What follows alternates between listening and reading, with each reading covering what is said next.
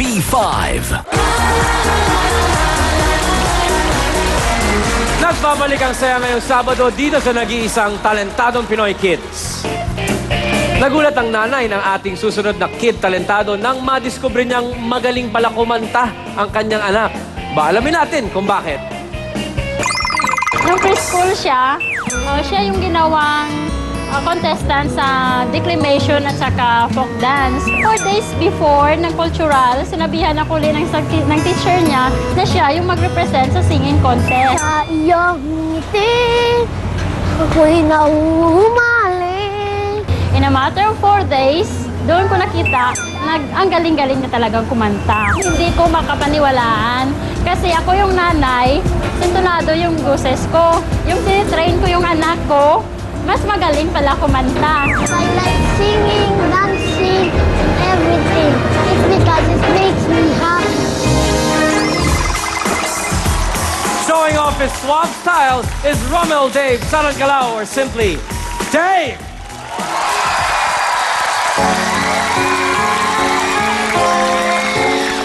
Nasa ulo ba ang iyong mata? Mukhang malayo ang iyong pagtingin. Pakay ko lamang na ika'y pangitiin. Ito'y aking lamin. Subok na ang aking pag-ibig. Ikaw lamang sa buong daigdig. Yung tibok na puso ko'y dinggin. Sumama ka na sa'kin. Ako si Mr. Suave. Oh, grabe. Habulin ng babae. Mano kami. Oo, ako si Mr. Suave. Oh, grabe. Ayaw kong dumiskarte. Wala silang nasabi. Ayaw mo ka na. Lumema ibang sa libo. Agad andito lang ako. Hihigit sa'yo. Oy, oy, oy, oy, oy, oy. Oy, oy, oy, oy, oy, oy. Oy, oy, oy, oy, oy, oy. Oy, oy, oy, oy, oy. Hoy!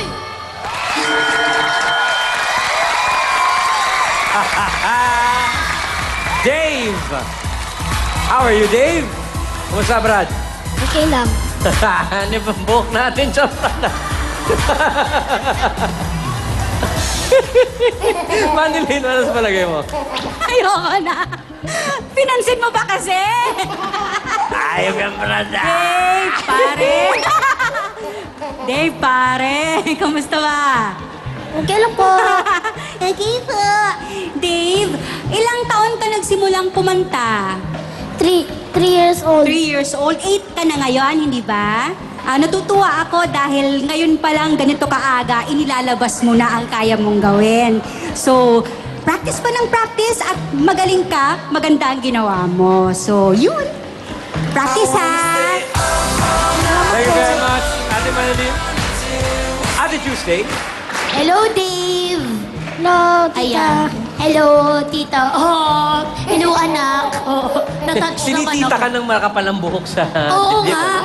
Ano ba ito? Bata ba ito o balot? Kasi may buhok. May buhok. Tita Tuesday. Tita Tuesday, may joke ako. Sige, go! Gusto ko yan. Tita Tuesday, nakakain ka ba ng asukal? Bakit? Kasi, ang tamis ng ngiti mo. Yeah. Naman! Sabi. Swap eh. Ang cute naman kasi, ang ganda ng ano mo, yung buong look, yung buong production ng ginawa mo, talagang pinag-isipan. Yung linya mo sa mukha, hindi ko nga lang alam kung hito ba ito o pusa. Basta, tas yung chest hair, balot. Tapos yung bewang, talagang mga atas ng pagkakaliston ng yung pantalon. May tassel pa yung boots. All in all, ikaw ba si Ricky Reyes? Sino? Ano? Hindi, wala. Na ano ko lang, naisip ko lang naman na baka may peg ka no nakilala natin. Pero anyway, I like it, Dave. Good! Thank you, Dave. Ruby? Dave! Kagaling mo nga magkanta, oy. Sos, ginoo, yun, oy. Kagaling ka bata, ah. Magkanta-kanta ka ba pagka ikaw nagligo sa ilog? Nagkanta ka ba pag nagligo ka sa ilog? O sa bench? Hindi. Hindi pa din, sa banyo lang. Oo. Sa banyo lang ba? Doon ka mag-practice ba? Maganda ang acoustic ba? Baboy, ako yun. Nagkaintindihan ka mo, no? Akala ko Ilocano ka. Oo nga, punto lang naman ang kinukuha ko okay, eh. okay. Nagkaintindihan kami, Tagalog naman yung salita ko. Dave, antiki ka ba galing? Uy, kalayo man, paano ka nagpunta dito, uy? Ano plano? Akala ko yung kabayo mo. Nag-eroplano. Tapos sa Antiki, magbalik ka man pagkatapos mo mag-cansyon dito, no? Hindi po kay buhay pa mo nga schedule. May mga schedule pa silang May iba mga, dito. mga busy ah. Busy, busy. May Busy. mall tour yung Mr. Suabe. Ano ba? May mall tour yan. Busy pala. Pero magpalit ka ng costume, ha? Kasi masyado nga mahaba ang imo nga bigote. Umaabot na hanggang mata. Parang sabitan ng damit yung hook eh. Rekta tungkil na yun eh. Oo, nakarekta hanggang dito sa... Rekta na yan. Oo, rekta ba? Parang tayo may tungkil sa mata, sa rekta dito. Tungkil na. Tapos, sabi dito, pangarap mo magpunta sa Ocean Park? Gusto mo makita Ocean Park? Ay, ba't puro, ano yun? Ano yung gano'n? Ha? Gusto niya makita yung hito sa ocean. Para sigurado na tama ang bigote niya. Tama yung ginaya ko. Itong sasabihin ko sa iyo ngayon. Gayahin mo ako, ha? Sabihin mo, Tito Ryan. Lako. Sabihin mo sa imo nga mikropono. Tito Harap ka, Ryan. Harap ka kay Ryan. Harap ka. Ryan. Baka naman. Ba naman. Ocean Park lang. Ocean Park lang. Yung isa nga washing machine eh.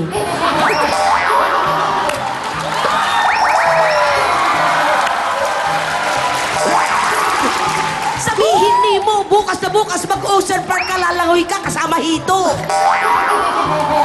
Dali, sabihin mo. Hindi ko maintindihan ang ginambal mo eh. Ay, hindi maintindihan. Yan, nambal mo. Oo, ako na lang. Tito Ryan. Baka naman. Maaga ba flight nyo? Maaga flight bukas. Ganito, kapag ito na lang ha, dahil maaga ang flight nyo pabalik ng Antique bukas, kung sakaling manalo ka ngayong gabi at bumalik ka sa quarterly finals, sisiguraduhin namin may oras kang pumunta sa Ocean Park. Yun Ayos? naman eh! Pwede. Ayos. So, yung ticket mo, pabili mo na lang kay Ruby. Walang problema yung ticket lang pala eh. Basta yung baon kay Ryan. Thank you very much, Ruby. Ikaw, Ensonggo, ano sa palagay mo? Well, Ryan, dahil ako ay boxer ngayon, itong maliit na batang to reminds me of a famous boxer, si Manny. Manny. Aba, sinong Manny? Pacquiao. Ay, hindi. Manny Dionisia. Marami Hindi. sa... Ibig ko lang sabihin, kahit maliit ka, alam mo kasi si Manny, kahit maliit siya, marami siyang tinalong mas malalaki pa sa kanya. Kaya palagay ko, kahit maliit ka, kayang-kaya mo mga kalaban mo. So best of luck to you, my friend, and see you! Thank you very much, Ensonggo. Thank you very much, Stan Scouts. Okay, Dave, ganito ang gagawin natin. Kinikindatan ako nitong si Tito Butch natin. Baka daw sakaling maiurong natin yung flight nang hindi maagang uwi. Okay lang ba yun? Bukas pupunta kang Ocean Park, tapos pagkatapos nun, tsaka kayo didiretso ng airport para umuwi. Pwede? Mami, okay? Very good. Enjoy, Dave. Thank you. Ryan, may joke pa gid ako. Ha? May joke pa gid ako para kanino. May joke ka din. O sige, ano yung joke mo para sa amin? Tito Ryan, crayon ka ba? Ha? Crayon ka ba? Hindi. Bakit? Kasi ikaw nang bibigay ng kulay sa buhay ni Tita Juday. Ayun! Very good. Pupunta ka nga Ocean Park. Thank you very much, Dave. Mami, bukas gawin natin yan. Up next, matunog na mga hampas mula sa ating susunod na bidang bata. Kilalanin natin siya sa pagbabalik ng Talentadong Pinoy Kids!